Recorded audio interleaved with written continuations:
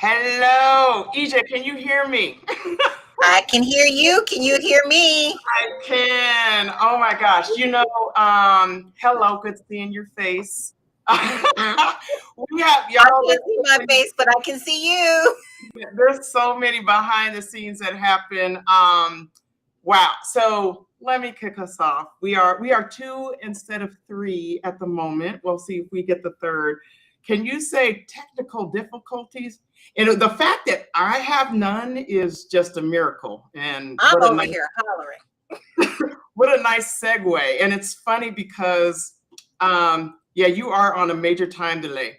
So here we go. Your mouth and your, but we're gonna work it through. We're gonna work it through. All right. So we are here, episode 4, and wow, uncomfortable conversations, right? So that's what we set out to do when we lost our girlfriend 5 years ago. We wanted to shine a light on those topics that weren't being had in a real way or any size or scale, if at all. From bullying, sexual harassment, we had human trafficking, of course, maternal mortality, suicide, and a number of other topics. And so while we set out to have these uncomfortable conversations along the way, we started to realize that there's comfort in having these in the comfortableness of a community, a sense of community, and going back to our first episode, in a swarm, where you get, I think, a little bit more safety and courage to have these types of conversation. And so, anytime you can get more than one or two people gathering around a topic or a cause, that's not necessarily a bad thing. And so while we always plan to talk about the topic that we're going to talk about today, that's a lot of talk. It's interesting that the timing of this, with the resurgence of anti-Semitism, extreme beliefs that have been happening in our country under the veil of Christianity, it just seems like a great time to have this conversation. And we can say whether or not it's uncomfortable. I will start off the bat and say, I think of all the conversations we've had, this might be the one that I'm a little bit more uncomfortable with. Really? So, yeah, I know. So, EJ, I think we're going to need to tell the viewers, listen, don't look, because there is a 10-second time delay on your beautiful face with those red glasses I love. But go ahead, go forth. When we talk about this, and particularly, what is faith? And how does that differ from religion? So it's a great question. And when I think about faith, I think about your core belief system. What drives you? What's your North Star? What's that navigation point for you? When you think about religion, it's really, you think sanctions, you think denominations, you think, directives. And faith, I think, is more a spiritual connection to whatever that higher power is and that higher belief. But it's a hard space, and quite frankly, it's very personal. It's a really personal question because there are quite a few people who don't believe that there is a distinction between faith and religion.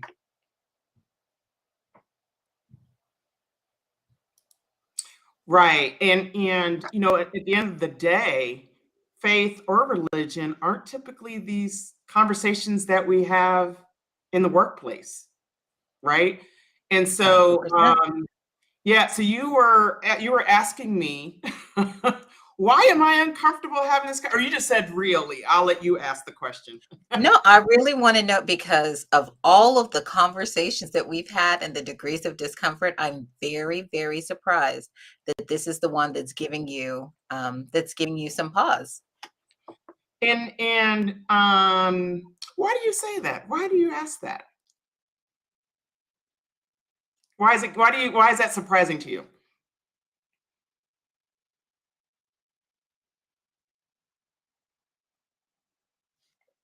I think you just muted yourself some kind of way. Here we go. Go for it. Go ahead. Try it again. Why is that surprising to you? You might need to start over. Okay, can you hear me now? I can hear you. Yeah, somehow you got Okay. muted. Go for it. Um, I think when I think of you, everything's on the table, right? There's no topic that's off limits, and you're not shy of opinion or perspective.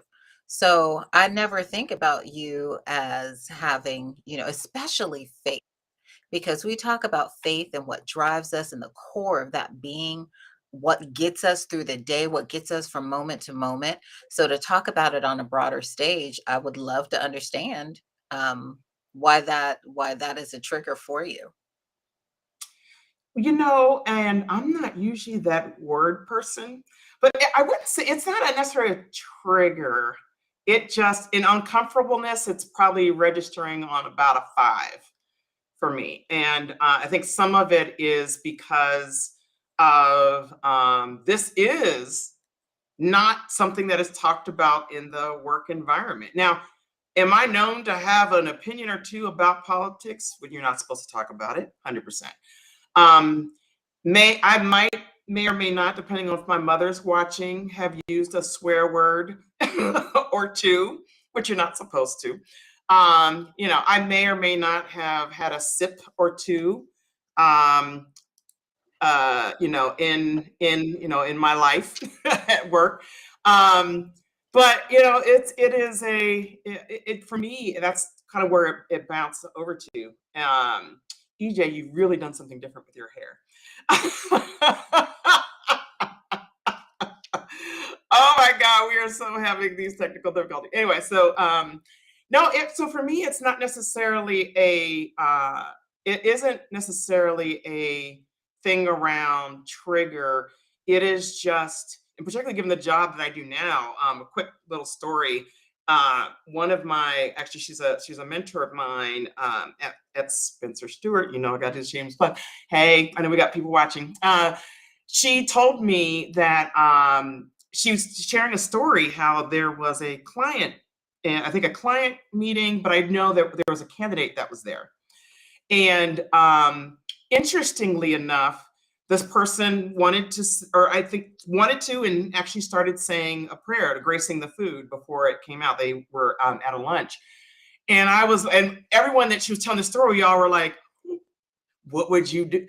What would you do? That's just one of those things that just is a little bit. And we have Jaya. I'm sorry, we're not supposed to give shout outs, but Jaya actually is someone that runs, she's one of the new folks that leads diversity out of the DC office where I work. And so I know she's going to have an opinion or two around this as we carry on into the conversation. But Kennedy, I know you have a number of, I won't say aliases, but one of the brands that you have, in addition to the former reigning, you can be both, Mrs. California, you are the spiritual boss chick. And so there's this thing called spiritual in front of boss chick. And so I know that you've been interested to have this conversation. And let me know your thoughts. Hopefully we can hear you. Of course we can't hear you. How There we about go. now? We can hear Okay. I was just saying the devil is busy, but he is a liar. Okay. So he was trying to keep me from getting on this thing today because this is by far my favorite topic, right? Is about faith. And so, uh, yes, I am known as the spiritual boss chick, and I do believe that faith plays such a key component of who I am. I try to do everything from a place where I am centered in my faith, and God is the audience of one that I am focused on and attempting to please, right? So I'm not, I love you, Bensky, and you're my bestie, and you will be forever, but my goal in life is not to please you. Right? So everything I do, whether it is being a you. mom, whether it's being, a healthcare executive, whether it is being a pageant title holder, everything I do, I want to make sure that I bring glory to him, and I am doing it from a place where my faith is in the center. And so this topic is so very important to me, because how do you take your whole self and put faith in the center in a workplace environment that says leave that part of you at home? Right. And I can't. I'm incapable of leaving that part of me at home. And so you always end up doing this, what we talked about yesterday, which was word gymnastics, right? Funny about that is I was actually a gymnast when I was younger. But now in my older age, I guess I am doing a little gymnastics with my words, because in having conversation with people within the workplace, you are always trying to make sure that even though your faith is in the center of your thoughts and your own mindset and process, you always try to make sure that you don't have it ever present to everyone around you, because you don't want to offend people, and you don't want to break any HR rules, and you don't want people to, say that you've offended them or hurt their feelings, because you didn't acknowledge their own belief system. So I'm always thinking about that and conscious of it in the workplace. Yeah, and I think that's a good segue. And if there is this, I think there's this. What do they say about faith? It's one of those things that believed and not necessarily seen. So, so Yeah, well, it's the well, hold on, it's a belief in the things that are unseen, right? right, And so you've got to right, have that The faith evidence in of things hoped for. and not seen. and My not point seen. is, we can hear you, EJ, but we cannot see you. And I have faith that you're part of this conversation. I'm So, here. I'm here. good Lord, we need to have a conversation with the Wi-Fi people. Anyway, the internets or the something. So yeah, let's get into why is it taboo to openly talk about faith in the workplace? Why is this? Why is there a hesitancy? The word gymnastics between 9 to 5. Yeah, I feel like there's a place that people believe that certain things, and it's not just faith. I think sometimes politics can be put in the same bucket. I think that people believe that there are certain places where that is appropriate, and the workplace is not one of them, because they see it as a way of creating divisiveness, right? And so if you think about the history of faith and religion, and the fighting that has gone on for centuries, right? Ever since the beginning of creation. I think people try to keep that out of the workplace, as to have, I don't know, a harmonious environment for people to work in. And the problem with that is you can't keep telling me the same thing that every company says, I don't care where you work. People are our greatest assets, right? So if they are, then why are we asking them to leave pieces of them at home? And out of the fear that someone may find offense to what they believe or how they see things or their perspectives. Right. And really, that's, to me, what it's about. It's about workplaces trying to absolve themselves from having conflict. But I also believe that you haven't even tried it yet to know that conflict would exist. So you guys all saw my post that I had, right? My quote, and it's about, when are you going to trust people to bring their whole selves in a way that isn't offensive and doesn't try to convert people to their perspective, but just is who they are, being able to share that. And so I think we need to get to that place. Yeah, it's interesting because in this land of, when we started working from home and we started inviting people more into our homes. So you can see, when I don't have this screen up, I have all kinds of people are always commenting about my house and things I have and that sort of thing, because I do interior design a little bit on. I do a little interior design, not anymore. But we have invited people a little bit more into our life, our day. I would say more so in the past few years than we had maybe before. And even not just from maybe there's some crosses or Qurans or Star of Davids that are in our houses. Maybe there's a Bible, maybe there's some symbolism, and it's. I know we're talking about that conversation, but we've also dressed down a little bit more. Like, there's some people like, I didn't know you didn't own non-stylish shirts.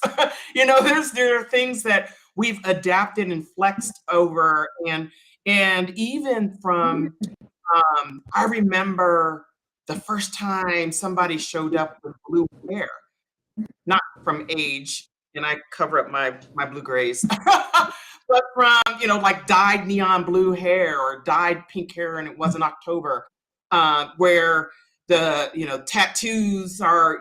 There's some folks that I'm like, I didn't even know you had wrists, let alone a tattoo on them. I didn't know that. So we're starting to, I think, bring more of ourselves into the work environment.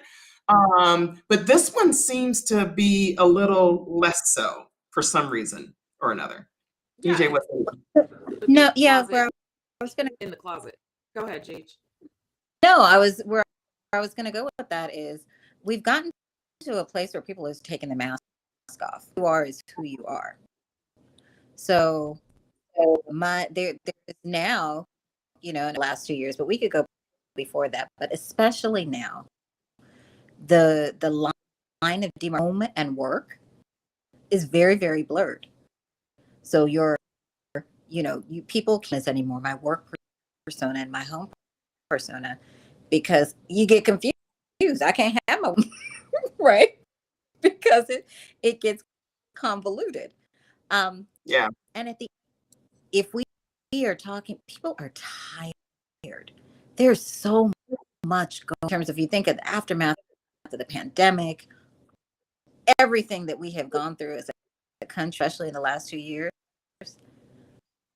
What gets many of us through it, and that has actually helped other people, especially in the workplace. The challenging times that we're in, and it's not to convert. I think there's a fine line between convert someone to my belief system. I'm trying to tell you, the reason I can keep smiling and I can keep a brighter day is because I have faith in something that's bigger than me. Mm-hmm.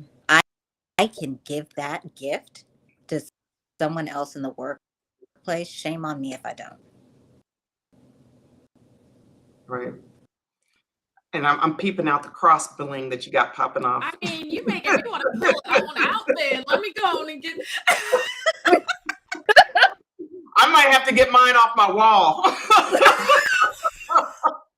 That is a whole. We're playing up in here. Oh, I mean, okay, so then I'm going to ask this question, because we all are Christian women. And, how do you feel about having conversations in the workplace with people who are non-Christians? Because I actually welcome that, and I want to hear what you think about it. I don't need to have a conversation with you just because you should. I'm wonderful all by myself. Talk to people who believe what I believe. I can look in the mirror and have a conversation with myself of this world Yeah. that we live in is so that we can learn and grow from others. There's a whole lot we don't know. So I welcome the conversation. Give me a prayer the way that you pray. Yeah. Tell me how your faith, share your faith practice with me. It doesn't have to be about the thing. Yeah, my hard and fast rule is I just don't talk to people who are from Nebraska. Outside of that, I absolutely cannot with you in this obsession with hating Nebraska. it goes You First know of all, somebody I from am a she Colorado doesn't know Buff. anybody from Nebraska. Shout out to Deion Sanders. Okay, we digress. Anyway, no, the hate runs deep, and it's interesting. It's actually, I'll do a minor segue. When I was at the University of Colorado, go Buffs, I worked for the head coach when I was a student there. And for any of you guys who are into ESPN and 30 for 30s, there's the Gospel According to Mac. And as he was the coach, and we won a national championship, a lot of the players just they did not like him. They're like, he is just a disciplinarian. He was very strict, and he's very faith-based. So there was a lot of prayer before games. There was prayer after games. There was a lot of that was happening. I so did say prayer. There's a lot of prayer that was happening. In a lot of sports that happens when people get a touchdown, they do that. And so, and it's interesting because the Gospel According to Mac talks about his faith, and it also talks about how he left at the prime of this amazing journey that Colorado was on, and left because his household was a mess. He had a daughter that was hanging out a little bit too much. He had other things, but he left and started Promise Keepers, another religious-based group out in Colorado Springs. And so it's interesting how in some entities, faith is just embedded. Like, you can't go get a Chick-fil-A sandwich on Sunday if you're craving some Chick-fil-A, and some people won't even get them anyway anyway. There's, Hobby Lobby. There are, the sports environment. There is NASE, the National Association for Healthcare Services Executives conference that happened in October. It's predominantly for Black executives and Black early in their career. About 900 people there. And I can't tell you, the last time I was at a conference with 900 people, and there was someone who blessed the food. That's part of certain cultures that you do that. But this was at work, at a conference with 900 people, what I'm sure had a lot of denominations that were in the audience, but that's just part of normal. Yeah. It's Well, and I interesting think that, go ahead. the athletes that we all watch on Sundays. I mean, not her. This is me rolling, was wondering, carry on. But the athletes that we all watch on Sundays come across the break the plane, get that touchdown. And some of them, Tim Tebow, right? Like, do the Tebow and full blown cross on a field. And everybody's like, started a whole movement of people Tebowing everywhere, right?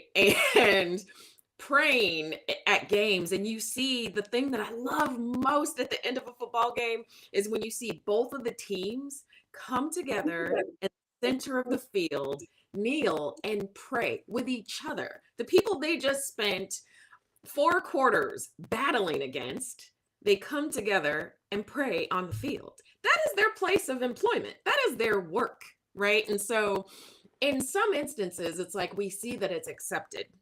Mm-hmm.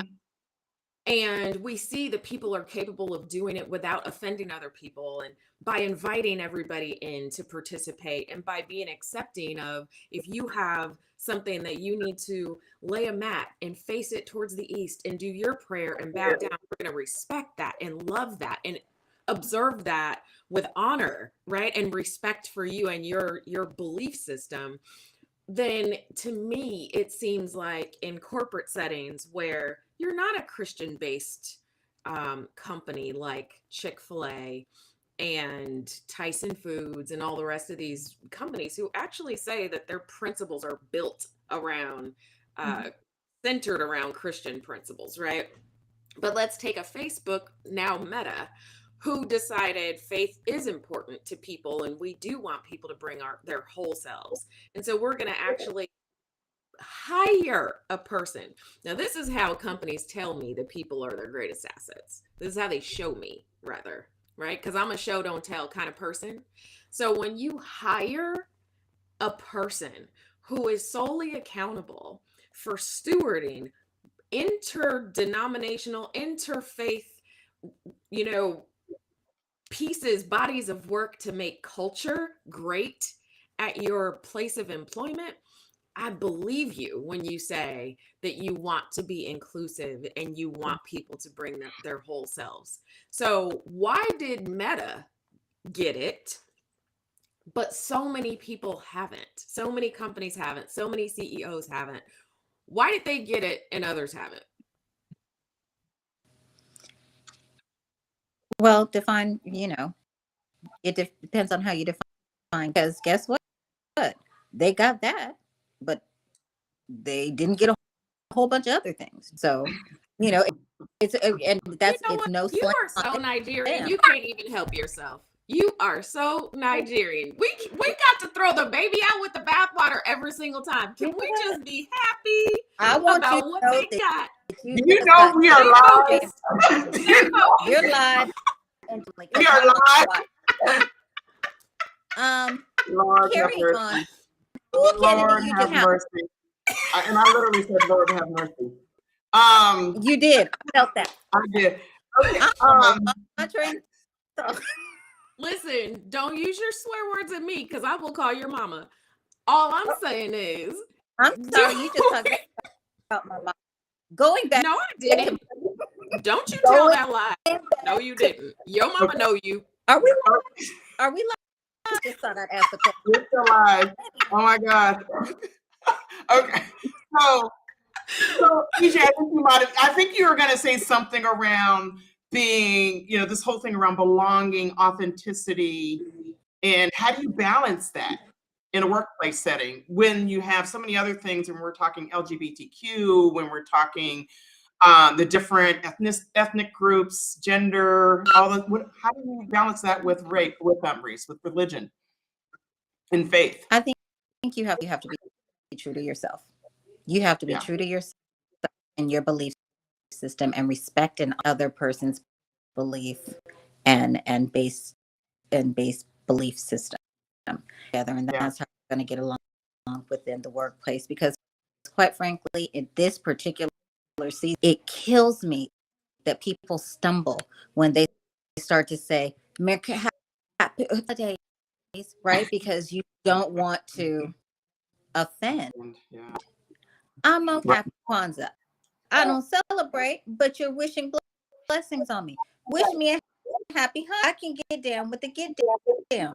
Wish me a Merry Christmas. Right? If that is your core and that's your belief, give me the blessing that goes along with what your faith system is.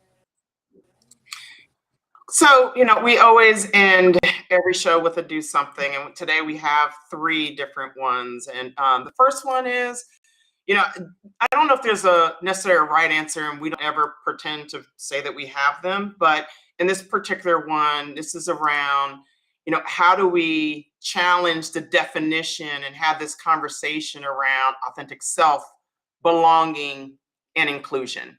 And that's a conversation that wherever you sit in the organization, if you're getting paid to lead, to have this dialogue in your organization.